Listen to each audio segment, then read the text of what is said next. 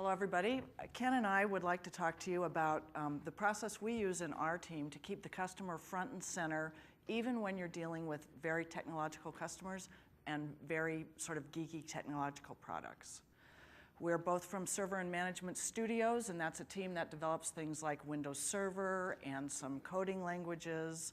Our customers are database administrators, coders, server administrators, the same kinds of people that are behind the financial systems running everything that's necessary to make them all work correctly. So we have 10 minutes, which means we each get 5, which kind of isn't enough and kind of is a relief. We're just going to go through 4 real quick topics. We're going to talk about, show you a mini evolution of user-centered design at Microsoft, talk about how it's not only a focus of our consumer and information worker products, but also of our very technical products. We're going to talk about how we make it work in our team with our technical product team.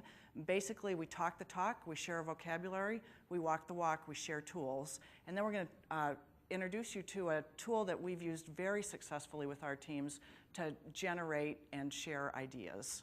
That's the Storyboard Toolkit. So, some of you might remember, and in a way it wasn't that long ago, that it used to be successful if you shipped a product that you could check a whole bunch of features off of. And that's what Microsoft did very successfully for many, many years. And here's just some early product reviews of great products we shipped. Man, we could check off a lot of boxes on those features. And to develop those products, we used to really focus on the features. What features are we delivering? Okay, that doesn't work anymore, obviously, and hasn't for a while. So look where we have evolved and what we've been doing lately. I mean, Connect, Windows 8, the phone, the Surface, and are they speaking to our users? Are we delivering great experiences? Are we delivering more than just lists of features? Well, I think so. I mean, look at some of the comments that I was able to find about these things. Connect, it removes the last barrier between you and an experience that you love. Windows Phone is stunning. It's refreshing and fun to use your phone. Oprah is wowed by Surface, okay? So that is how far we've gone from delivering lists of features. And it's not just the Connects and the phones and the Windows Server 8. We ship a lot of very complex products for people who do very complex things with them, including financial institutions. I've got a couple screenshots up there. The first 2 that you see going left to right, those are Windows Server screens. I mean, can you tell the difference between Windows Server and Windows 8? Aren't you just almost as excited to interact with the Windows Server screen as you would be with that fun, refreshing phone? There's a screenshot from SQL Server that is munging a lot of big data, as they do with financial systems, and it's giving you a lot of colorful, visually enjoyable graphics to deal with instead of just a bunch of numbers. And the screenshot on the lower right corner is an issue tracking system. It's what people who write software track their work in that kind of system, not just a line-by-line thing, and that's something we ship in Visual Studio. So how do we ship great experiences, not just for consumers and information workers, but also dealing with these complex technologies? It's really the same principles all the way through. We start by knowing about the customers and what they need to do. So we do some of the same things that Mike talked about. You know, go out and visit them in the wild, see what they're really doing. And our team focuses on stories. That's fundamentally my point. One way we make this all work through all the complexity and with all the different disciplines that are working together is we focus on the stories. We bring stories back from our customer research. We write stories about what we've seen out there in the world. We write stories about how we could make it better, like how we see we could solve customer problems or help them achieve new opportunities. And we don't just create one story for every situation we see or one solution. We create multiple. And we don't just tell stories or write stories. We make them pictorial or visual, just like in Hollywood, as Ken's going to talk about in a minute. And after we have drafted all these different options and we kind of narrow down onto the ones we would most like to explore, we start building and testing prototypes in PowerPoint and long before we get to code and long before we get to speccing.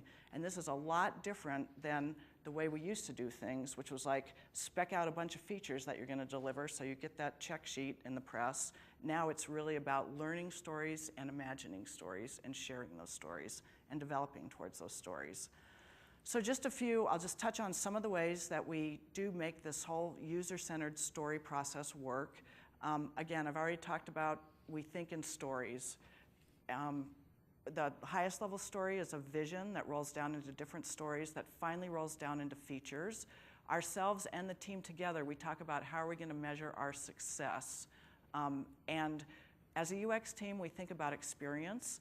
And I would say the more technical teams think more about maybe quality. But we're both thinking about success measures. We're talking about that. We're both thinking about performance in different ways. How does the system seem to perform to the user? What actually is the time it takes the system to perform? We share a lot of reviewing the stories. Different disciplines drive those review meetings, story, spec, and design reviews. All the disciplines are represented at those meetings, dev, test, UX, IX.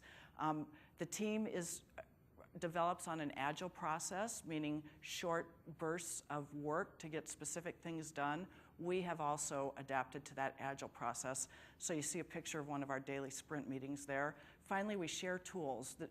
More technical teams, developers, PMs, testers, they've often tracked their work in a issue database. We now track our work that same way. We've often expressed our work in pictures and stories. We have a front end to that database that's basically a picture story front end, the Insights portal. So the teams, as we work together, we're sharing a language and we're sharing a tools to deliver stories for our customers. Ken's going to focus on that a little bit more. All right, thanks, Susan. So I'm going to tell you a little bit about a storyboard toolkit that we developed, and it's been very successful working with the teams to keep them user-focused. For those who aren't familiar with storyboards, it's like Susan said, it's a concept that comes from Hollywood. This is an example from Pixar's movie Up. And as you can see in here, it kind of frames out what the flow of the movie is. And this has been very helpful beyond just writing up the scenario, because this illustrates who the characters are, what their emotions are, what their interactions are, what their environment is. And it really gives you a sense of what the experience is that they're going through. And that's really what we're trying to keep the teams focused on. So when we started out doing this, we just started very quick and dirty. We took little sticky notes and sketched up on them what the scenarios were, frame by frame. And this was great because it was super fast. Anybody could do it. But as you can see, it's kind of low quality. It's not easy to make any kind of change. You had to redraw the entire thing if you wanted to do that. It's not in a digital format that you can easily share, so we had to scan these in and clean them up, and that took extra time. And because everybody across the team was doing them, they didn't look consistent. So we thought, how can we address this and kind of make it a little bit cleaner, a little bit better? And we kind of swung to the other end of the pendulum, and we drew these really high fidelity ones. And they looked awesome. We could reuse some of the drawings and just put text over them in PowerPoint, and they had a consistent look. But it was very, very time consuming to do that. It's not something everybody could do. And we found a side effect of this was that because they were so high quality, when we showed them around to the teams, they really kind of got the perception that the things we were talking about were more well thought through than they really were, when they were really just sort of initial concepts. So that didn't really fit what we were looking for. And we thought there's got to be a sort of happy medium between these two. And one of the guys on our team, Matt LaGranger, came up with an idea to leverage what we've been doing with our UI.